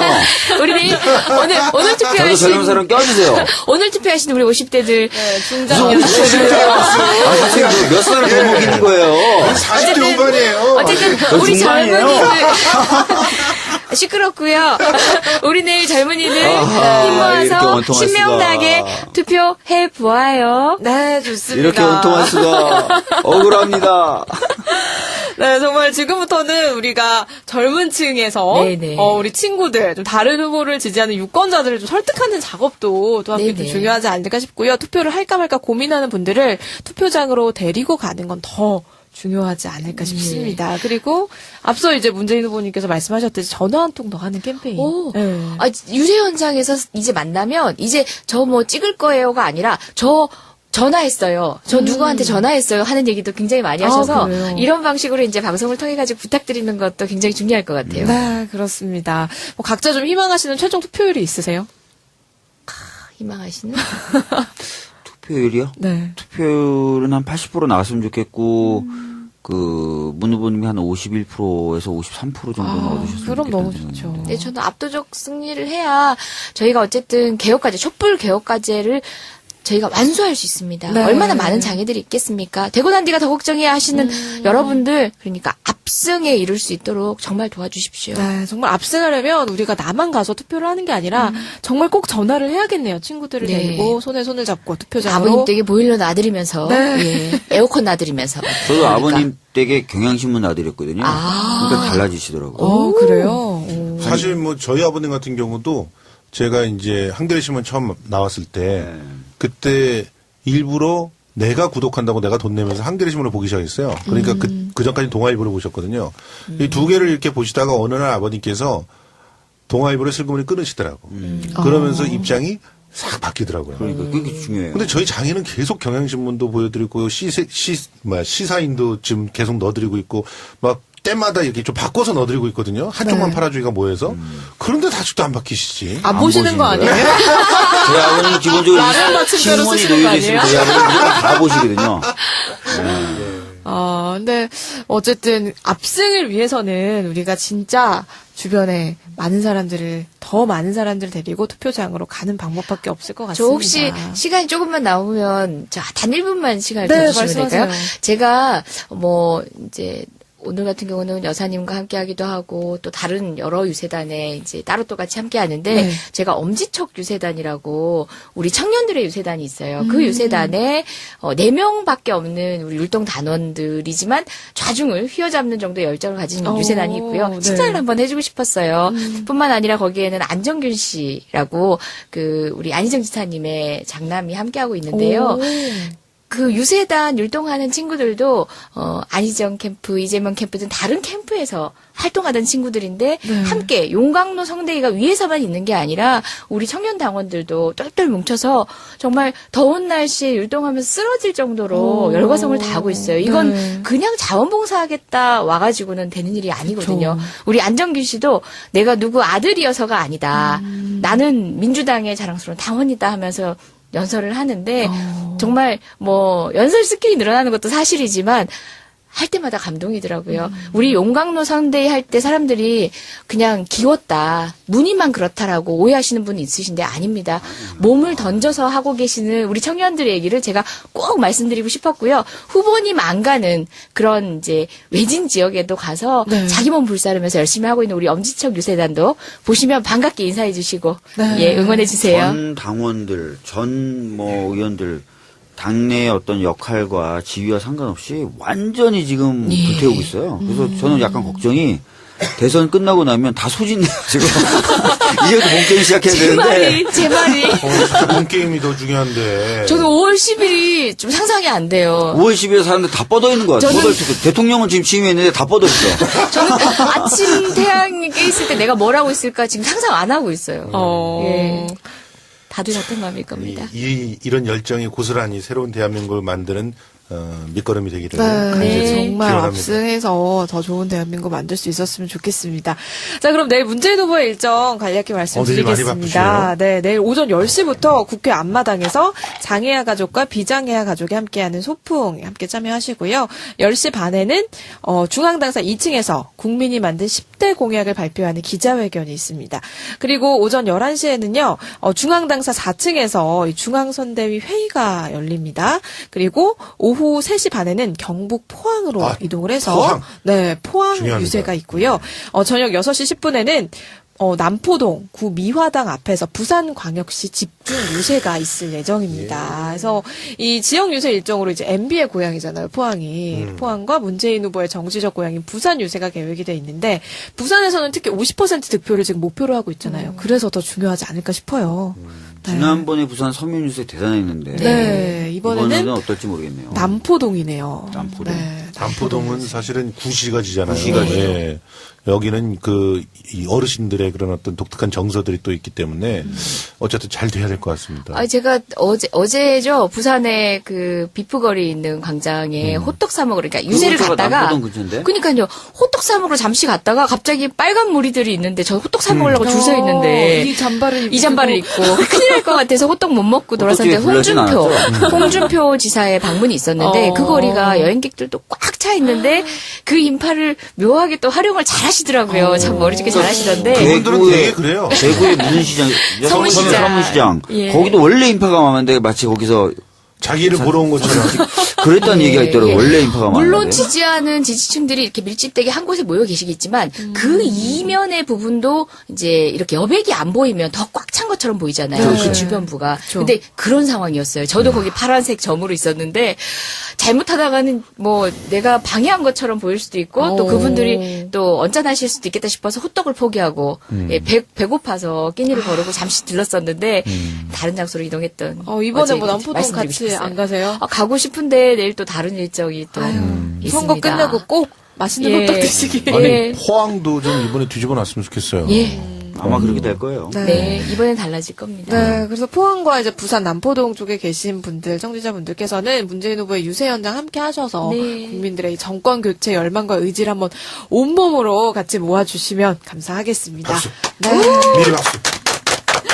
네, 진짜가 나타나다 시즌3 대선 특집 방송. 진짜로 정권 교체 D-5일 대선 브리핑도 어느덧 마칠 시간이 됐습니다. 마지막으로 이렇게 늦은 시간까지 함께 해주신 우리 두 분 마무리 말씀 한마디씩 청취자분들에게 해주시죠. 네. 아무래도 뭐 저를 쳐다보니까 제가 먼저 하도록 하겠습니다. 하여튼 나이 많은 지금 그 며칠 안 남았어요. 네. 어떻게 보면은 좀 굉장히 중요한 시간이죠. 네. 지금 실수하면 안 됩니다. 네. 그리고 교만하면 안 됩니다. 네. 겸손하고 실수 없이 마지막까지 최선을 다하는 모습 다 같이 한번 보여주었으면 좋겠습니다. 네. 네. 저도 그냥 많이 힘들 만큼 그냥 내 몸을 그저 움직이고 쓰는 것만으로 안 된다. 그러니까 열심히 하는 것만으로 안 된다. 하다못해 유세를 가더라도 내가 더 필요한 현장이 어딜까? 누구하고 더 이야기를 나누면 될까를 고민하고 있거든요. 네. 그건 비단 저만이 아니라 저희 당의 모든 의원님들, 당원들이 다 그런 방식으로 운동을 하고 있고 이것이 이제 남은 4일입니다. 여러분 젖 먹던 힘까지 내서 우리 화이팅 해봐요. 네, 그렇습니다. 즐길 이유는 없을 거예요. 어린이날, 저 같은 사람은 굉장히 괴롭습니다. 아이들하고 또 우리 아들이 5살이잖아요. 놀이공원 가세요? 가야죠. 뭐 놀이공원이든 어디든 하여튼 가야 되는 상황입니다, 지금. 근데 네. 그래도 아이와 놀이공원을 갈 수 있으니까 부러워요. 저는 아이를 떼놓고 놀이공원 유세 가야 돼요.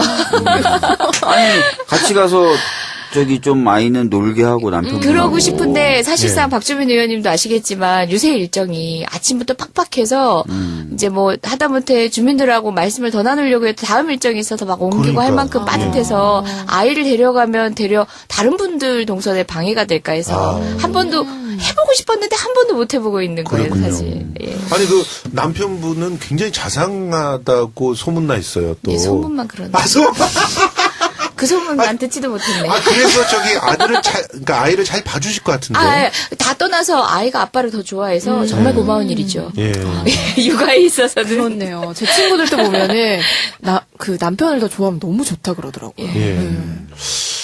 저도 저를 더 좋아하는 거라고 생각하고 있는데, 근데 아들은 어떻게 생각할지 모르겠어요. 아들은 제일 오늘은- 장난치기 훨씬 더 아빠가 더 좋다고 생각할 수 예. 그러니까 있겠죠. 저한테 계속 매달리고 그리고 여기 나올 때도 탁 나와가지고 우리는 인사만 한 5분 걸려요, 진짜. 애가 뭐 아빠 방송 잘해, 화이팅 뭐 어쩌고 하다가 귀여워. 뽀뽀해줘, 하이파이브 이게 하나씩 늘어나 매일매일. 아유, 행복한 얘기하고 계시네요. 그렇습니다. 근데 그러네요. 박주민 의원님 어떠세요? 지금 유세에 다니다 보면은 의외로 선거권 없는 중학생들이나 초등학생들이 선거에 대해서 관심 가지고 문재인 많아요. 후보에 대해서 얘기하는 경우가 굉장히 많아요. 그래요? 오늘 저희 예. 동네는 제가 이제 자전거 타고 지나다니면서 보니까 갑자기 막 노래를 부르는 거예요. 우리 선거송을. 그랬더니 로고송. 고등학생들이 때로 지나가면서 노래를 부르고 지나가더라고요.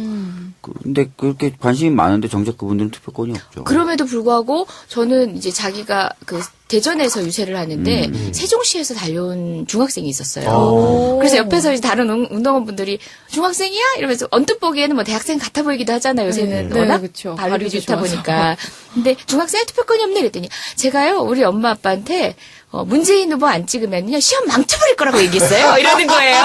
그런 친구도 야, 있어요. 그런 친구도. 귀엽다니요. 야. 그런 친구도 예. 있어요. 근데 저는 그 친구가 곧 장래의 유권자가 되고 예. 정치에 관심을 가지고 있고 또 그 아이의 미래를 본인 스스로 얘기하면 투표권이 있는 부모가 영향을 받을 수 있거든요. 전 그래서 어린 유권자도 굉장히 신경 쓰는 편이에요. 그래야죠. 예. 아니 그런데 박주민 의원은 신촌 유세에서의 연설이 굉장히 화제가 됐던데. 양말 안 갈아신었다. 네, 예. 오늘은 어떻게 갈아 신으셨어요? 갈아 신죠. 예.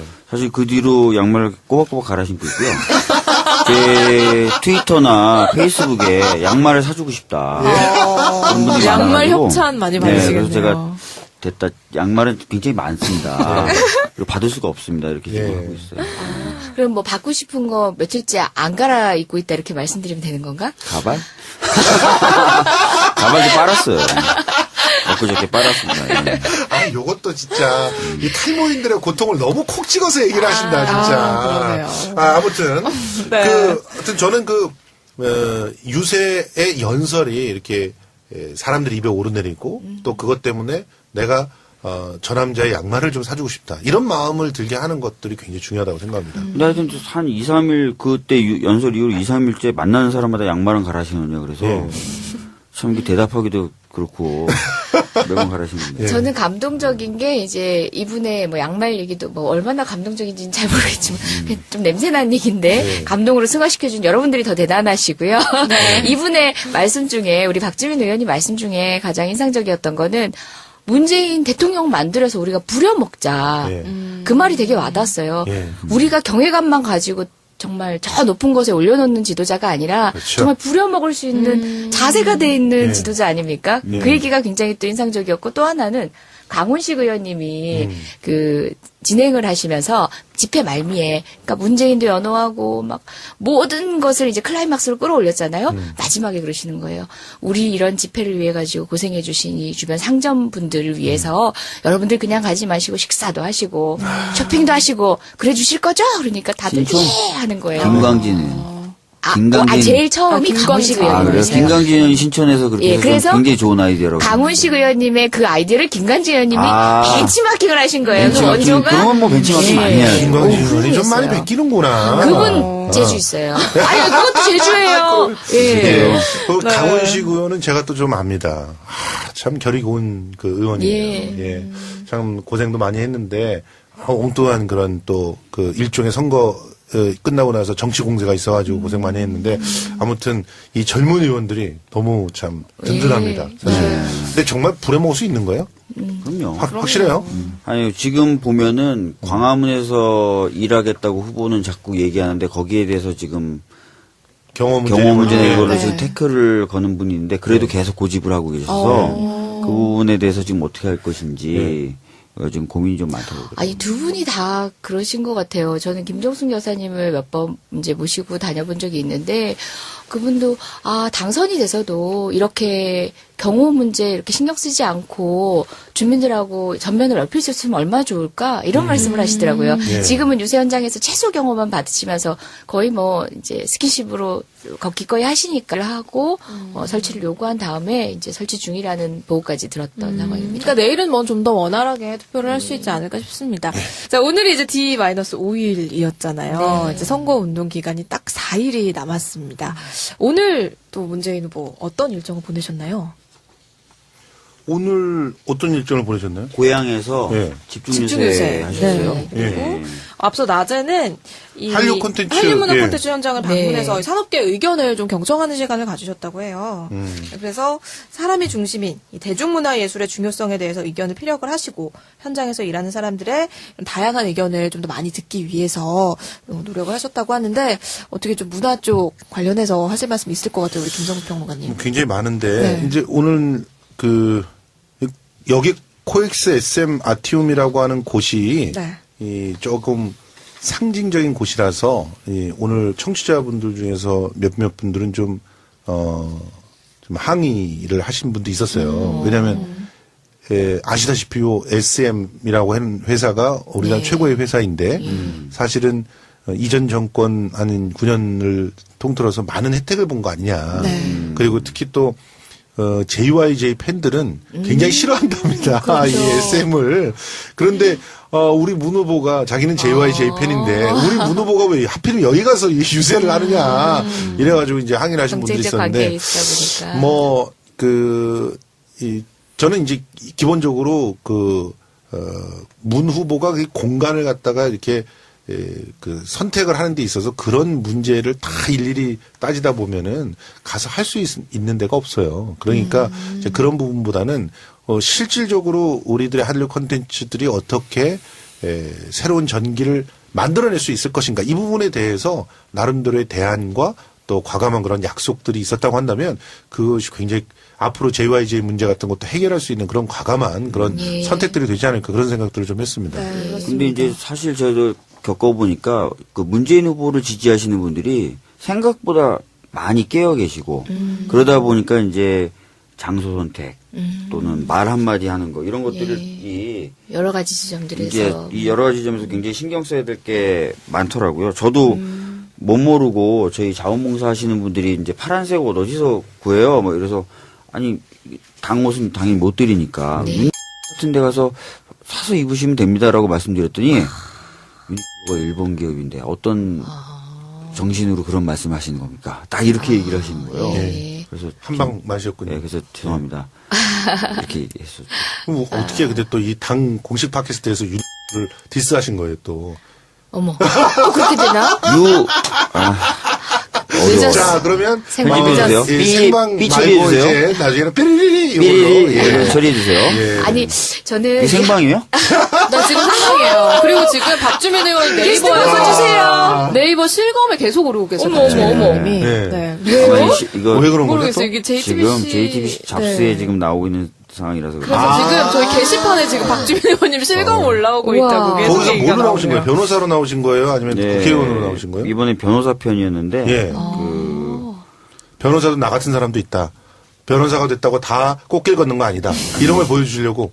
나가서 변호사에 대해서만 얘기했습니다.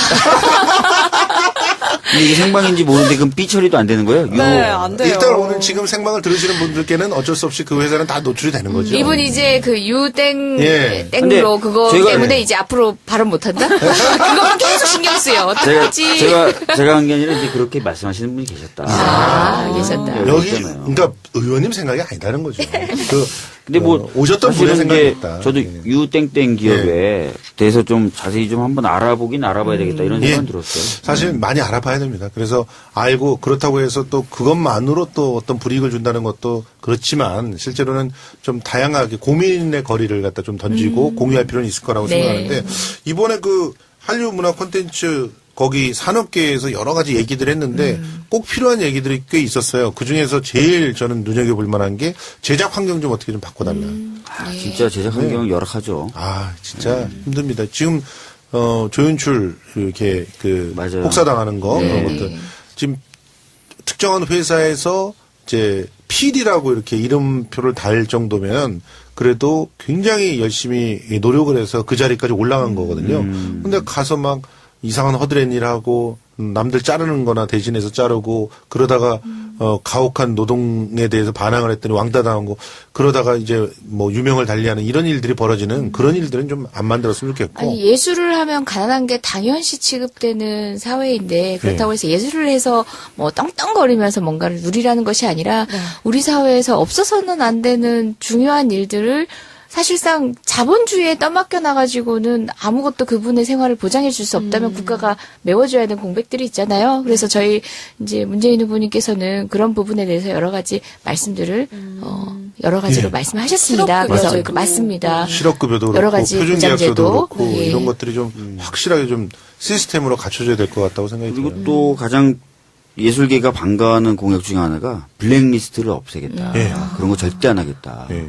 정부를 비판하든 정부를 옹호하든 예. 표현의 자유 영역에서 다 보장돼야 된다. 예. 그리고 골고루 지원이 갈 수 있도록 하겠다. 예. 예. 그것도 굉장히 중요하죠. 근데 그 문재인 후보님 대통령 된 다음에 그 뭔가 문재인 후보님 이런 부분들 좀 개선해 주세요 이렇게 그 비판을 하면 충분히 이제 경청할 만한 의견 또는 이제 때로는 이제 좀 아픈 얘기일지라도 네. 정상적인 통로를 통해서 하고 예, 예. 한다면 일반적인 국민으로서 한다는 건 상관없지만 또 다른 권력을 이용해서 소위 국민에 의해서 뽑힌 정당한 권력을 흔들기의 방식으로 되는 것과는 저는 구분은 분명히 될 거라고 그렇죠. 봅니다. 그럼 당연히 예, 다르죠. 그것에 대해서는 국민들도 단호하고 엄하게 지도자 우리가 선출한 지도자를 지킬 거라고 봐요. 그러니까 사실은 지금 제일 그 대선 후에 걱정되는 것 중에 하나가 이렇게 레드 쪽에 표가 너무 많아지면 그쪽에 갑자기 기사회생을 해서 5년 내내 내가 발목 잡아볼게. 어떻게 되나 보자. 이렇게 나오면 이 그런 정말 것들은 명확하게 선을 그런 그어야 거 되겠죠. 그 선을 그어서 예. 잘라내야죠. 예, 예. 그렇지만 이제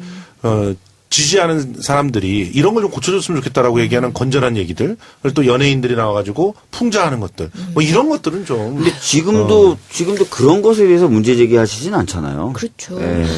아니 이번에 블랙리스트라는 말도 안 되는 상황을 저희가 이렇게 목격하게 되면서 쓸데없이 그런 게 공약으로 들어가게 된 거예요. 맞아요. 사실 예전에는 없는 그런- 게 당연한 예, 건데. 예전에는 그런 걸로 공약이라고 할 필요가 불이익을 없지. 받아본 적이 맞아요. 없었거든요. 이번에 그거하고 비슷해요. 상권 분립을 막 하겠다. 그러니까 그게 어떻게 공약이냐. 공약이요, 그게. 헌법에 명시된데. 그래. 표현해서 이렇게 보자. 야, 그게 어떻게 공약이야. 헌법에.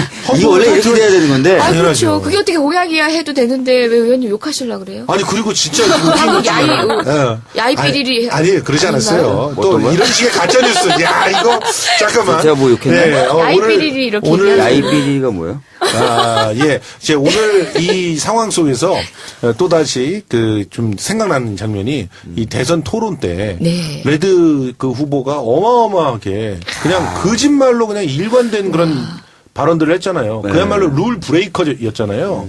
그런데 그 부분에 대해서 어떤 그 페널티를 줘야 된다는 그런 논의를 해야 된다고 저도 막 주장을 했었어요. 네. 그랬더니 어떤 친구가 이 친구는 이제 예전에 이제 선관위에서 활동도 했던 친구인데 그 친구가 그런 얘기를 하더라고요.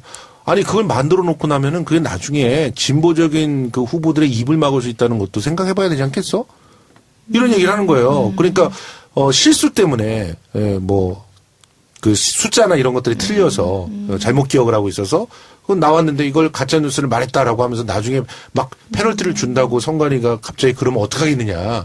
그러니까 페널티를 준다는 것도 사실상 그게 나중에 걸림돌이 될 수 있다. 그냥 기본적으로 룰을 잘 지키는 후보들을 뽑아 올리면 된다 이런 얘기를 하더라고요. 그게 가장 이상적인 건 하지만 이번에 가짜 뉴스는 조금 심각했어요. 아주 명색이 심각했습니다. 방송 토론팀이 후보 SBS뿐만 아니라 예. 후보 진영에서 인용한 여러 가지 예. 것들도 토론이 끝나는 시점에는 다 증명이 돼요. 그럼요. 네티즌들 비롯해서 여러 후보 캠프에서 증빙을 하는데 그 후보자들도 방송 토론 팀이 있거든요. 예. 충분히 사실 체크를 할 수 있는데 그냥 오보인 걸 알면서 예. 그러니까 일부러 애써 모르는 척하고 가짜 명제들을 토론 과정에 올리고 예. 그것에 대해서 너무 단호하게 너무 뻔뻔하게 얘기를 하니까 뻔뻔하게. 진짜인 것처럼 시청자들은 오인하시는 거죠. 그렇죠. 근데 이미 토론이 끝난 뒤에 또는 그 얘기를 계속 우기면은 선거가 끝난 뒤에나 밝혀지는 거죠. 가짜 아니, 뉴스가 실제로 특히 심한 것 같아요. 이번에. 고발해봤자 선거 끝나고 나서 거의 한 1년 가까이 지나서 그게 판결이 나와요. 맞습니다.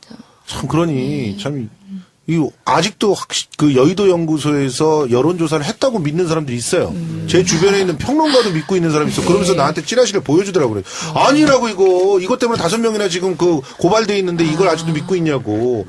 별의별 그 또 찌라시들이 돌고 있던데 거의 아주 악의적인 그런 찌라시들이 많이 돌고 있어요. 근데 어쨌든 그런 가짜 뉴스에 속지 말라고 좀 심지어는 그거 보셨어요? 어떤 거요? 박근혜 전 대통령이 그 유럽 코리아 재단인가를 통해 가지고 김정일한테 보낸 편지 있잖아요. 편지가 그 문재인이 보냈다고. 그 이상하게 사진도 같이 합성돼. 네, 진짜 악의적이에요. 아, 너무 그러니까 진짜 악의적. 너무하지 않습니까 그런 거? 그러게요. 예. 하여튼 어쨌든 왜 여기가 얘기가 이렇게 왔죠? 근데 저희 한류 컨텐츠 얘기를 하다가 어쨌든 여기까지 왔는데 아무튼 충분히 이제 입론 가능한 이슈 안에 있는 얘기를 하신 네. 거라고 봐요. 예. 청취자들도 궁금해하실 제가 거예요. 아까 블랙리스트 얘기를 꺼냈었어요. 그래서 거기서부터 막 나가다가 네, 여기까지 막 왔네요. 그러네요.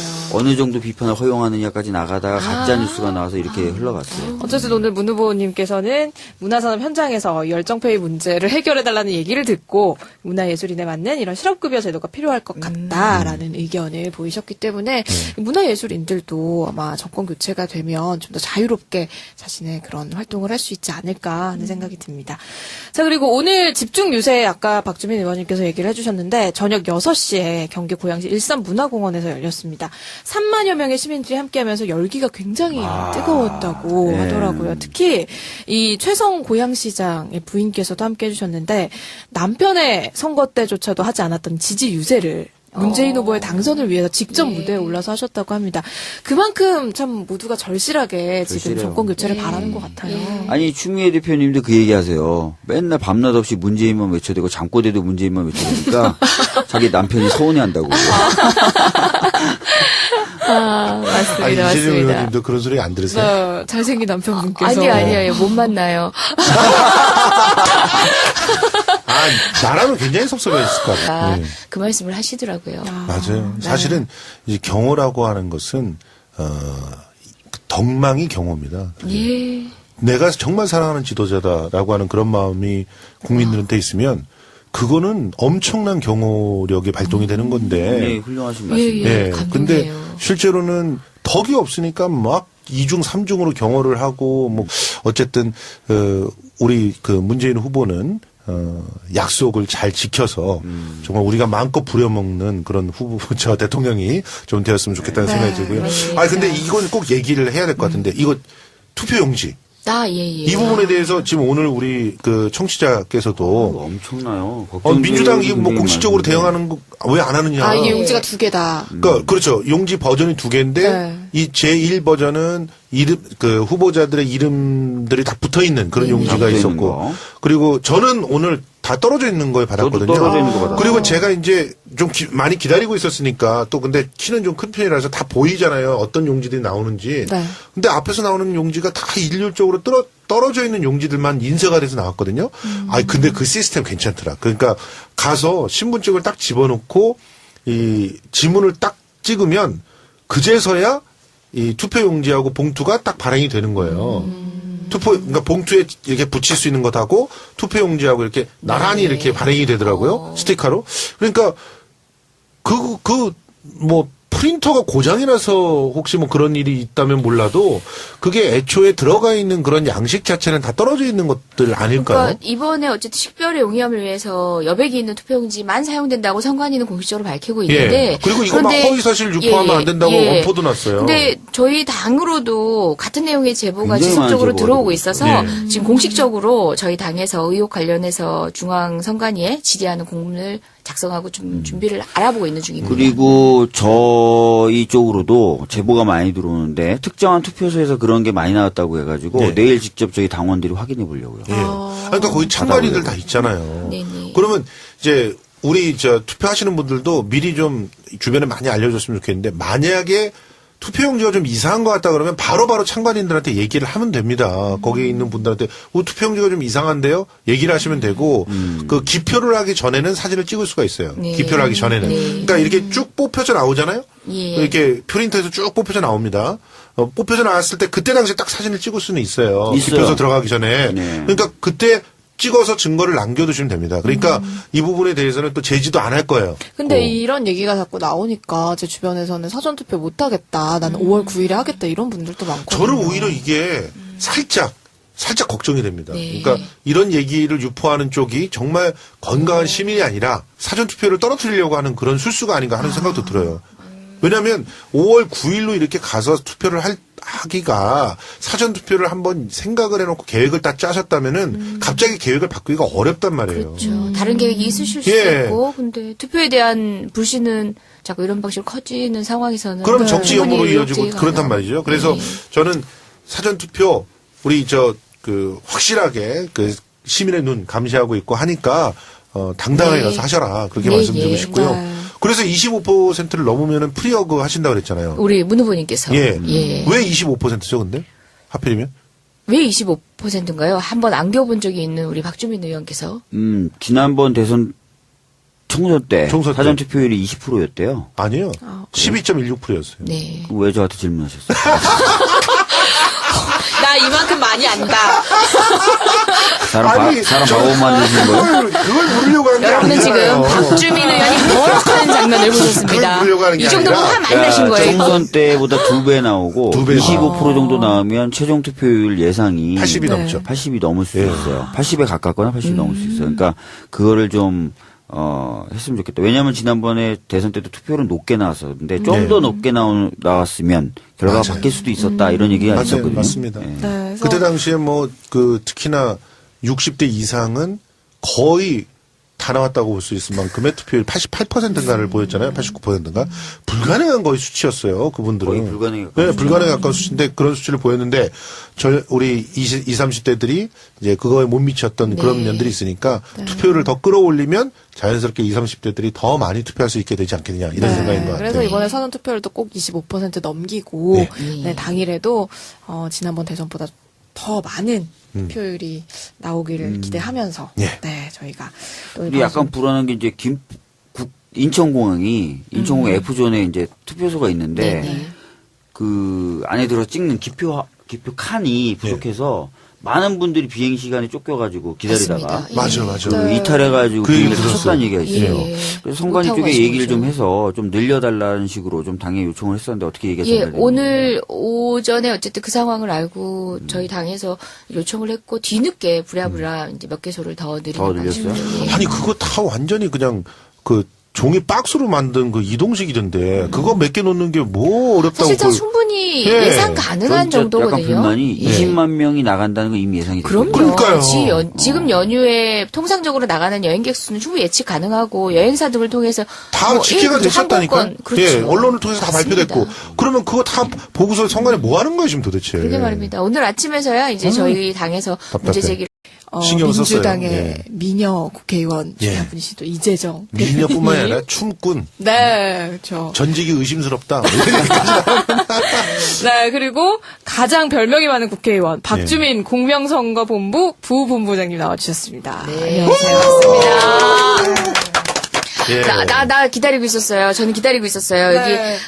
여기 대본상 춤이면 춤, 유세면 유세, 인터뷰면 인터뷰. 이제 뭐 못하는 게 없다. 이렇게 얘기해서 제가 이제 첫 인사말을 준비하고 아, 있었거든요. 정말 제가 한번 해드릴게요. 한번 해봐요. 지금, 한번 해봐요. 네. 준비하고 있을게요. 네. 춤이면 춤, 유세면 유세, 인터뷰면 인터뷰. 이제는 문재인 후보의 정책을 파는 쇼핑 호스트 역할까지 정말 못하는 게 없으신 분입니다. 국민주권선대위 이재정 대변인 나오셨습니다. 나의 한계는 어디까지인가? 안녕하세요. 이지정입니다. 이렇게 하려고 했거든요. 뽕해 드리려고 했는데 아. 박주민하고 막 섞어서가. 아, 섞어서 지금 기분 나쁘신 네. 거. 아니, 뭐 기분이 나쁠 수밖에 없는 게, 이재정 의원님은 제일 먼저 와가지고 세상에 여기 테이블을 정리하고 계셨어요. 그쵸. 마이크 방송 위치 환경을 조정하고. 맑게 만들게. 저희보다 일찍 오셔서. 근데 박주민 의원님은, 지각을 하셨잖아요. 5분 정도 지각을 했는데 정말 네. 죄송하게 생각합니다. 좋은 방송을 위해서 야, 요런 식으로 딱. 아니, 근데 저는 저 혼자 특별 게스트인 줄 알고 네. 이렇게 마음의 준비를 하고 왔더니 이렇게 세트로 섭외된지 몰랐는데 저도 이제 이재정 의원님이 나오신다 그래서 네. 그러면 저는 필요 없다. 근데 그게 아니다. 둘이 나오면 네. 케미가 폭발한다. 어떤 저희 둘의 케미가? 사이를 잘 몰라서 하십니다. 심각한 오해를 하고 계신 겁니다. 아니, 근데 벌써 시너지가 나오는 것 같은데요.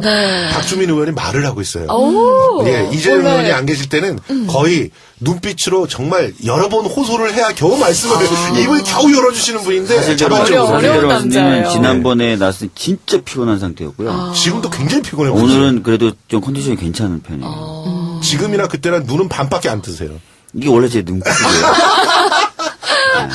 예, 알겠습니다. 어쨌든 네. 오늘은 아무래도 이재정 의원의 견제가 있기 때문에 네. 말을 많이 하시는 걸로 아니, 그렇게 아니, 생각하고. 말 특히 안 해요. 이재정 의원하고 같이 있으면. 예. 왜요? 왜 안 하세요? 저도 궁금하네요. 조금 진행해 보시면 아실 거예요. 왜 안 하시는 거예요? 조금 지나면 눈치를 보기 시작하실 거예요. 예, 누구 눈치를? 그러니까 박주민 의원께서 이재정 의원의 눈치를 보시는군요. 뿐만 아니라 두 분도 보시게 될 거예요. 마이크는 내가 가장 많이 잡아야 된다 이런 얘기죠. 두 분도 말수가 줄어들 겁니다. 아, 네. 뭐 저희는 좋아요. 많이 말씀해 주시면. 아니, 실은 우리 청취자분들 그걸 더 원하시기 때문에. 어제 둘이서 게스트로 섭외된 줄 알고 갔던 방송이 있었어요. 문라이트. 네, 예, 네. 그것도 생방으로 진행하는 건데 갔더니 둘 다 게스트가 아닌 그냥 진행자였어요. 근데 게스트급들이 완전 진행자급들이 오신 거죠. 김남훈 씨, 고민정 씨. 그러면서 저희 마이크를 다 뺏어가. 저희 마이크를 다 뺏어가는 거예요. 네. 어제 그래서 좀 바락바락했는데 그 네. 얘기를 지금 또 떠올려서 말씀해 주시는 김남훈, 거네요. 고민정 이렇게 나오면은 말을 할 기회가 없었겠네, 박주민 의원은. 그렇죠. 저는 계속 묻어가는 스타일이죠. 네, 오늘은 김성수 성공적이었습니다. 방글이기 때문에 네. 괜찮습니다. 말씀하실 기회 많으실 거기 때문에 네, 한번 기대를 해보겠습니다. 두 분은 오늘 어떻게 사전투표 하셨어요? 전 했어요. 저는 아직 못했습니다. 오늘은 뭐 50대들 이렇게 나이 드신 분들 많이 하셨다고요. 네. 우리 젊은 사람. 네, 누리누리 우리는- 박누리 우리는 오, 내일 하는 걸로. 네.